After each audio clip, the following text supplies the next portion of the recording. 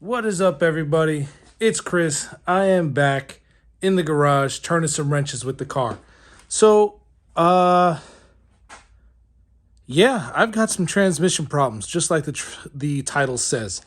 I had rebuilt, well, first of all, let's start from the beginning. My old transmission was a 96 Integra Type R spec transmission with a Gearx 4.9 final drive straight cut gear, right? So that's why I had that whine in the gear, in the transmission when I was driving. So I wanted something with a little bit shorter ratio, but I didn't want to open up my trans again and change a gear. So I did some research and I found that the next best thing would be a Civic Type R transmission. The gearing is pretty much identical, right? For the exception of the final drive. So my buddy Steven went K-Series, and I bought his old Civic Type R transmission, but he had already done some upgrades to it. He had a M Factory 5.1 final drive in it, redid the synchros, a couple bearings, and so on and so forth. So it was perfect, right? So I picked up that transmission. I bought a shorter fifth gear. I wanted a slightly shorter fifth gear, even though the 5.1 final drive just shortens everything else down. I think that fifth gear that I bought was an 0.875 fifth gear. Me and my buddy Eric Catil were talking about like ideal B-series transmission setups for what we do. And that's what we came to the conclusion with. He did most of the research. I kind of just listened. But yeah, that's what we came up with. And that's what I decided to build. So I bought the Gearx 0.875 fifth gear. I opened up the transmission. I found a couple things that were a little funky, so I made some upgrades. Well, not upgrades, but I just changed some collars that looked a little burned, a couple of the roller bearings that looked a little worn out. So I did that. I changed those, and I changed the fifth gear. Now, my old transmission, when I had built it, I bought a Speed Factory shift change selector, right? That's the mechanism inside the transmission that will move and select what fork you're going to move to select what gear you want to go into, depending on where you put your shifter, right? So the one from Speed Factory comes with a stiffer spring, some cryo-treated pieces of steel that don't flex as easy, and an extra little brace on it. So that was like their first generation. And I had it in my transmission. I loved it. It made the side-to-side movement a lot stiffer. And it was just a better overall feel. I loved it. It made the shifts crisp. It was like, you know, the side-to-side movement, like I said, was stiffer. I got used to that. The new Civic Type R transmission that I got didn't have that. So I was out at Grid Life, right? Was it Grid Life? Yeah, I had gotten this together right before Grid Life.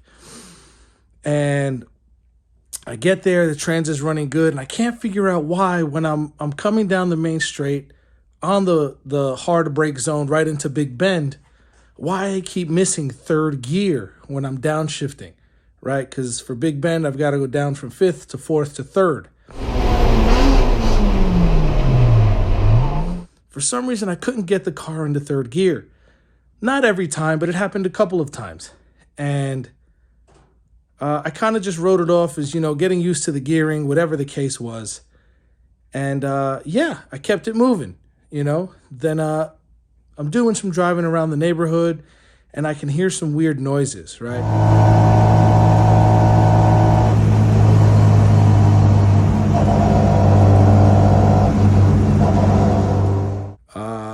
I wasn't too crazy about it, but I had one race left, going back to Lime Rock.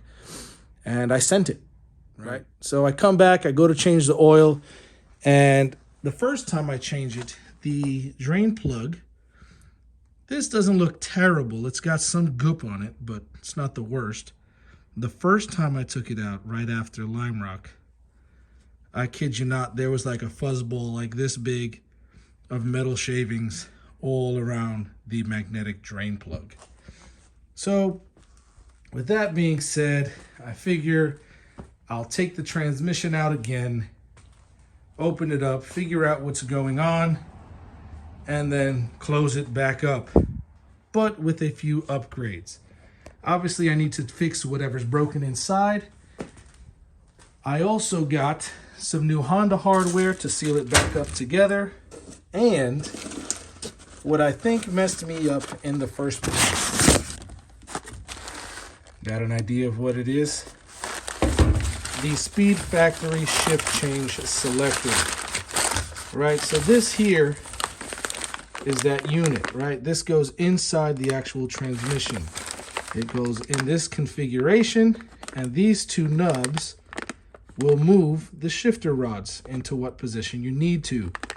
So the spring comes a little stiffer from Speed Factory. A lot of the parts are cryo treated. And then you see that little brace there that's welded in place right over here? That's supposed to keep these two pieces from flexing. So I think my issue with the missing of gears is this. And then I also have some bearing issue inside. So if I turn the car on and I let it idle, I don't hear any noises. But once I start accelerating up to 30 miles an hour, I hear a humming sound. Not a humming, kind of like a growling. Anyways, but yeah, I'm hoping to be able to pull it apart tonight. I think it's a differential bearing. So with any luck, I can get them quickly and put the transmission back together with the new part and be on my way. I am supposed to be taking my car to the Philadelphia International Auto Show. This is an absolute honor to be able to put my car in a show of such magnitude. You know, so the caliber of cars that go there, well, first of all, it's not like a tuning car show. It's basically what the dealers bring. So I'm sure you guys have all been to, well, I'm from New York, so I've always gone to the New York International Auto Show, the one at the Javits Center where they have all the dealers come in. Subaru, Nissan, Toyota, GM, Cadillac, Porsche, you know, Kia, you name it. And they display what they have new for the next coming year and any new cars that are prototypes or so on and so forth. So a buddy of mine owns a small company called Fresh Links. That's his company. I'll leave a link for it in the bio or in the description. And basically what it is, he makes some really awesome keychains.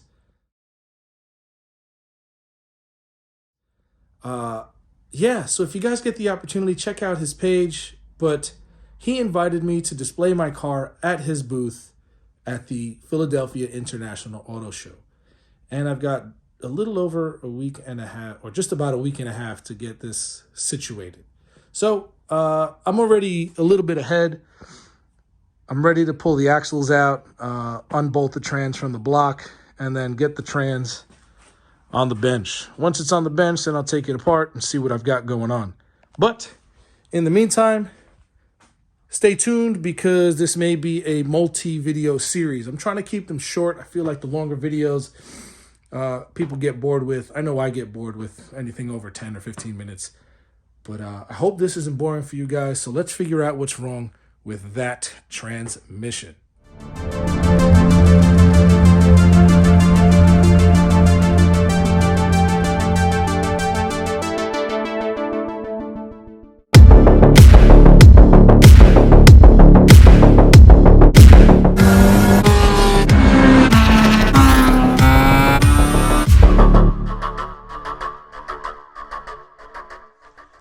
All right, y'all. So transmission is out. Check it out. Transmission's out. It was a little bit of a tight squeeze leaving the splitter in. As you can see right there, I've got a bit of nicking on it from pulling the transmission out. But anyways, trans is out. I'll probably end up pulling the splitter to get it back in. It's on the bench now. Start removing all of these 12mm bolts that go around the trans case and pull the top half off.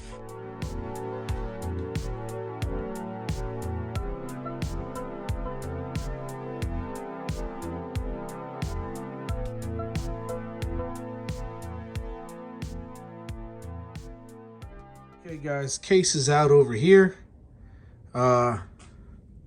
Trans is apart, and to be honest, I am not thrilled with what I am seeing. Overall, the gears themselves look good, but it looks like I have a chunk of a gear down here at the bottom, right? So upon first look, gears look okay. By the shape of that gear, I can tell you it is most likely not the main shaft, but the secondary, right? So if I rotate this, there we go. That's my problem. I'm missing few chunks of that gear. So I've got a bigger problem than I thought. I was hoping it was a bearing, but that shaft right there is part of the final drive setup, right? This is the final drive here, right? The ring gear, and that's the pinion, or vice versa, sorry. Yeah, ring and pinion. So I'm gonna have to try to get in contact with M Factory and see if I can get another one of these, because this is M Factory. If not, then I'm gonna go back to Gear X and get myself a straight cut one. So you might hear some people say things about straight cut versus helical gears. So helical gears is like this, right? You see that they're at an angle, so they mesh in together nicely. A straight cut gear is exactly what it sounds like. Instead of the gear having an angle to it, it's straight. So you get a lot of noise, but the gear is a lot stronger, to try to avoid instances like that. So guys, this is going to end up being bigger than I was expecting, but I'm glad I'm taking this apart now and not driving this anymore. Let me take these gears out and I'll take a look at it and see what we've got going on. Basically what I did is I take the shift change selector out. It's 3 10mm bolts. The reverse change assembly, 2 10mm bolts over here, well, 10mm heads. And then the gears you take out together with the forks, right? All one unit together, lift it up. I put it down on the bench, separated it. So my diff, it looks good. Bearing doesn't sound great. You guys can hear that. Doesn't sound too good. So the bearings I'll end up changing. That bearing stayed in there and did not come out with this main input shaft. So I'm going to end up changing that bearing too. And now my issue is these chunks of gears, right? Doesn't look good. And that's my problem right there. I am missing chunks of 3 teeth. And I think I ran 2 track days like this. No, 1 track day. I think I finished Pocono like this, and then I ran Lime Rock like this.